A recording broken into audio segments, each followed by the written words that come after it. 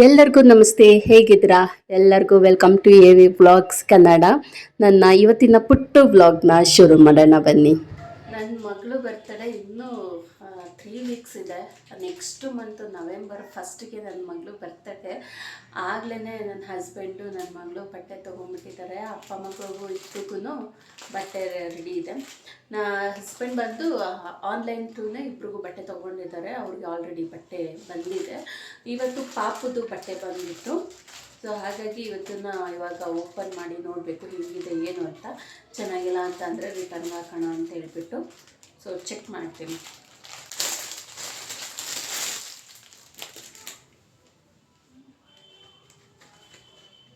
Actually ಚೆನ್ನಾಗಿದೆ, ಎಷ್ಟು soft ಆಗಿದೆ ಗೊತ್ತಾ. ನಾವು ಅಂದ್ಕೊತೀವಿ ಕೆಲವೊಂದು ಸಲ ಆನ್ಲೈನಲ್ಲಿ ತೊಗೊಳೋದು ಅಷ್ಟು ಚೆನ್ನಾಗಿರೋದಿಲ್ಲ, ನೋಡೋದಕ್ಕೆ ಬೇರೆ ಥರನೇ ಇರುತ್ತೆ, ಬಂದಮೇಲೆ ಬೇರೆ ಥರನೇ ಇರುತ್ತೆ ಅಂತ.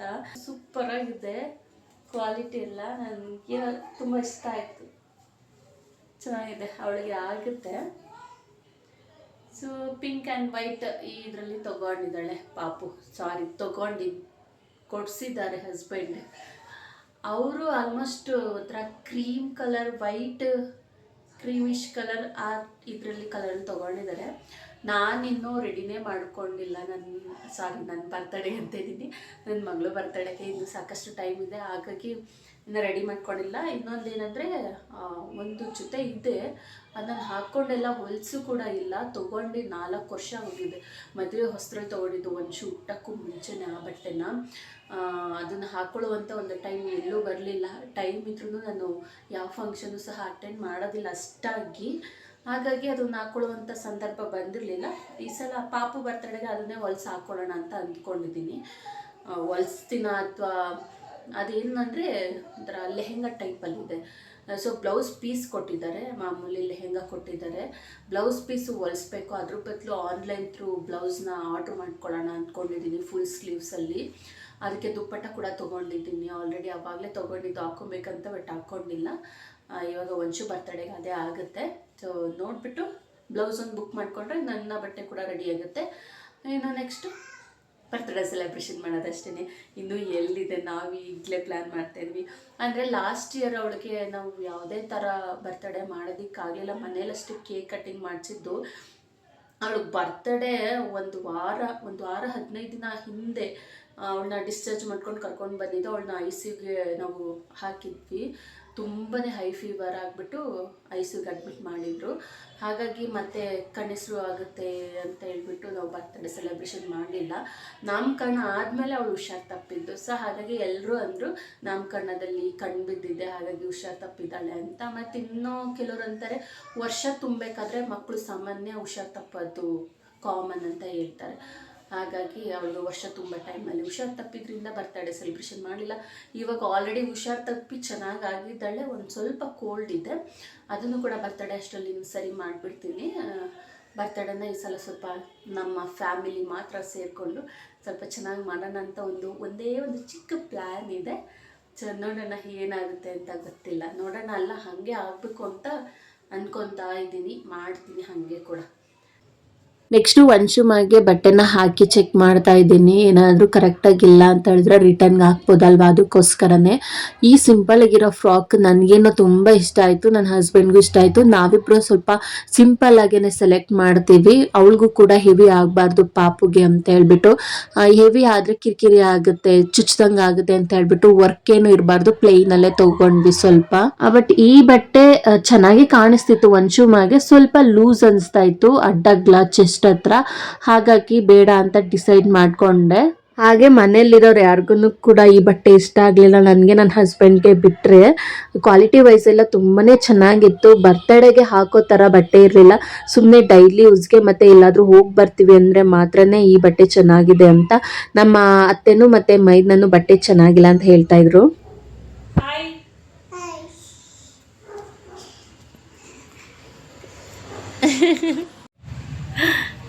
ಕಳ್ಳ ಬಾಯ್ಲಿ ಬಾಯ್ ಕಡೆ ಇಲ್ಲಿ ಫೋನ್ ಅಂತೀನಿ, ಬಟ್ಟೆ ನೋಡ್ತೀನಿ ಬಾಯ್ಲಿ ಬೇಗ ಬಾ. ಸ್ವಲ್ಪ ದೊಡ್ಡದ ಅನಿಸ್ತಿದೆ ಅಲ್ವಾ? ಇಲ್ಲಿ ನೋಡಿ ಭುಜ ಎಲ್ಲ ಬಿಚ್ಕೊಂಡು. ಅಯ್ಯೋ ಆಲ್ಟ್ರೇಷನ್ ಎಲ್ಲ ಬೇಡ.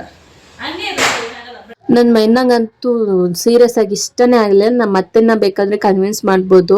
ನನ್ನ ಮೈದಂಗೆ ಇಷ್ಟ ಆಗಲಿಲ್ಲ. ಸರಿ ನಾನೇ ಕೊಡಿಸ್ತೀನಿ ಫ್ರಾಕು ಅಂತ ಹೇಳ್ಬಿಟ್ಟು ಕರ್ಕೊಂಡು ಹೋಗ್ತಾ ಇದ್ದಾರೆ ಬಸ್ ಸ್ಟಾಪಿಗೆ. ಅವ್ರಿಗೇನಂದರೆ ಬರ್ತಡೇಗೆ ಮತ್ತು ಈ ಥರ ಹಬ್ಬ ಹುಣ್ಣಿಮೆಗೆಲ್ಲ ಸ್ವಲ್ಪ ಚೆನ್ನಾಗಿ ಗ್ರ್ಯಾಂಡ್ ಆಗಿರುವಂಥ ಫ್ರಾಕ್ಗಳು ಹಾಕಬೇಕು. ತುಂಬ ಹೆವಿ ಅನಿಸುತ್ತೆ, ಸ್ವಲ್ಪ ವರ್ಕ್ ಇರುವಂಥದ್ದು, ತುಂಬ ದೊಡ್ಡದಾಗಿ ಅಗಲವಾಗಿರುತ್ತೆ ನೋಡಿ, ಆ ಥರ ಫ್ರಾಕ್ಗಳು ಇಷ್ಟ ಆಗುತ್ತೆ. ಹಾಗಾಗಿ ನಾವು ಒಂದು ಶಾಪ್ಗೆ ಹೋಗಿದ್ವಿ. ಅಲ್ಲಿ ನನಗಿಷ್ಟ ಆಗಿದ್ದು ಒಂದು 4 ಸಿಂಪಲ್ ಆಗಿ, ಅಲ್ಲೂ ಕೂಡ ನಾನು ಸಿಂಪಲ್ ಆಗಿ ಸೆಲೆಕ್ಟ್ ಮಾಡ್ಕೊಂಡಿದ್ದೀನಿ. ಸೊ ಚೆನ್ನಾಗಿತ್ತು, ಎಲ್ಲ ಕಲರು ನನ್ನ ಮಗಳಿಗೆ ಸೂಟ್ ಆಗೋ ಥರ. ಹಾಗೆ ನಮ್ಮ ಏರಿಯಾದಲ್ಲಿ ಜಾತ್ರೆ ನಡೀತಿದೆ, ಬಗಲ್ಗುಂಟೆ ಜಾತ್ರೆ. ಲೈಟಿಂಗ್ಸ್ ಎಲ್ಲ ಆಲ್ರೆಡಿ ಹಾಕಿದ್ದಾರೆ, ತುಂಬಾನೇ ಚೆನ್ನಾಗಿತ್ತು. ಈ ಸಲ ನಮ್ಮ ರೋಡ್ಗೂ ಕೂಡ ಲೈಟಿಂಗ್ಸ್ ಹಾಕಿದ್ದಾರೆ.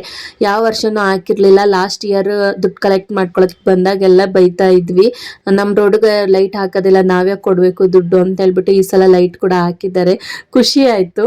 ಇನ್ನು ನೆಕ್ಸ್ಟ್ ನಾಳೆನೇ ಶುಕ್ರವಾರ, ಹಾಗಾಗಿ ಹಿಂದಿನ ನೈಟೇ ನಾನು ಎಲ್ಲ ಥರ ಕೆಲಸನೂ ಮುಗಿಸ್ಕೊಂಡ್ಬಿಡ್ತೀನಿ.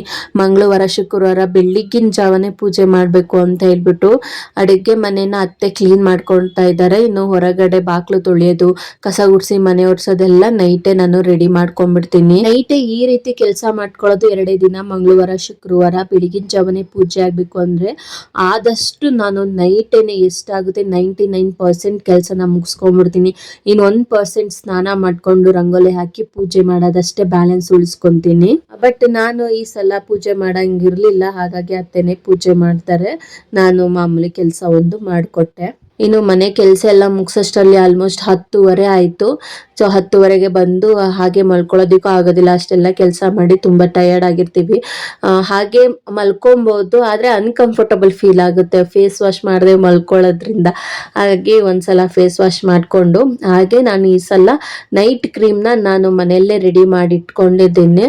ಅಂದರೆ ಇವಾಗ 3-4 ಡೇಸಿಂದ ಯೂಸ್ ಮಾಡ್ತಿರೋದ್ರಿಂದ ನನಗೆ ಇನ್ನೂ ರಿಸಲ್ಟ್ ಗೊತ್ತಾಗಿಲ್ಲ. ಯಾವುದೇ ಆದರೂ ಅಷ್ಟೇ ಸ್ವಲ್ಪ ಟೈಮ್ ತಗೊಳುತ್ತೆ ಬೆಸ್ಟ್ ರಿಸಲ್ಟ್ ಕೊಡೋದಕ್ಕೆ. ಹಾಗಾಗಿ ಇದೇನಾದರೂ ನನ್ನ ಫೇಸ್ಗೆ, ನನ್ನ ಸ್ಕಿನ್ಗೆ ಒಂದು ಒಳ್ಳೆ ಏನಂತಾರೆ ವ್ಯತ್ಯಾಸ ಕೊಟ್ಟರೆ, ಒಳ್ಳೆ ರಿಸಲ್ಟ್ ಕೊಟ್ಟರೆ, ಖಂಡಿತವಾಗ್ಲೂ ಇದಕ್ಕೆ ನಾನು ಏನೇನು ಯೂಸ್ ಮಾಡಿದ್ದೀನಿ ಅನ್ನೋದನ್ನೆಲ್ಲ ನಿಮ್ಮ ಜೊತೆ ಶೇರ್ ಮಾಡ್ತೀನಿ. ಯಾವಾಗ ಯೂಸ್ ಮಾಡಬೇಕು, ದಿನದಲ್ಲಿ ಎಷ್ಟು ಸಲ ಯೂಸ್ ಮಾಡಬೇಕು, ಹೇಗೆ ಏನು ಅಂತ ಎಲ್ಲನೂ ಡೀಟೇಲ್ ಆಗಿ ಶೇರ್ ಮಾಡ್ತೀನಿ. ಸ್ವಲ್ಪ ಟೈಮ್ ತಗೊಳುತ್ತೆ, ಆಲ್ಮೋಸ್ಟ್ ದಿನಗಳೇ ಆಗ್ಬೋದು ಅಥವಾ ತಿಂಗಳುಗಳೇ ಆಗ್ಬೋದು ಬೆಸ್ಟ್ ರಿಸಲ್ಟ್ ಬರೋದಕ್ಕೆ. ಬಟ್ ನನಗೆ ಸದ್ಯಕ್ಕೆ ಇದನ್ನ ಯೂಸ್ ಮಾಡ್ತಿರೋದ್ರಿಂದ ಏನೋ ಒಂಥರ ಫೀಲ್ ಗುಡ್ ಅಂತ ಅನಿಸ್ತಿದೆ. ಸೊ ನೋಡೋಣ, ಇನ್ನೂ ಸ್ವಲ್ಪ ಟೈಮ್ ತಗೊಂಡು ನಾನು ಈ ಒಂದು ಕ್ರೀಮ್ ಬಗ್ಗೆ ರಿವ್ಯೂ ಕೊಡ್ತೀನಿ. ಮನೇಲೆ ಮಾಡ್ಕೊಂಡಿರುವಂಥ ಸೆಲ್ಫ್ ನೈಟ್ ಕ್ರೀಮ್ ನಾನು ಮಾಡ್ಕೊಂಡಿರೋದು. ಸೊ ನಾನು ಇವತ್ತಿನ ಈ ವ್ಲಾಗ್ನ ಸದ್ಯಕ್ಕೆ ಇಲ್ಲಿಗೆ ಎಂಡ್ ಮಾಡ್ತಾ ಇದ್ದೀನಿ. ಈ ನನ್ನ ಪುಟ್ಟ ವ್ಲಾಗ್ ನಿಮಗೆ ಇಷ್ಟ ಆಗಿದೆ ಅಂತ ಅಂದ್ಕೊತೀನಿ. ಇಷ್ಟ ಆಗಿದ್ರೆ ಪ್ಲೀಸ್ ಒಂದು ಲೈಕ್ ಮೂಲಕ, ಹಾಗೆ ಕಾಮೆಂಟಲ್ಲಿ ತಿಳಿಸಿ ಏನಿತ್ತಂದ್ರೂ. ಮತ್ತೆ ನಾನು ನೆಕ್ಸ್ಟ್ ಒಂದು ವ್ಲಾಗಲ್ಲಿ ಸಿಗ್ತೀನಿ. ಹಾಗೆ ಪ್ಲೀಸ್ ನನಗೆ ಸಪೋರ್ಟ್ ಮಾಡಿ ಸಬ್ಸ್ಕ್ರೈಬ್ ಆಗೋದ್ರ ಮೂಲಕ. ಮತ್ತೆ ನೆಕ್ಸ್ಟ್ ಒಂದು ವ್ಲಾಗಲ್ಲಿ ಸಿಗ್ತೀನಿ. ಅಲ್ಲಿವರೆಗೂ ಥ್ಯಾಂಕ್ ಯು, ಬಾಯ್.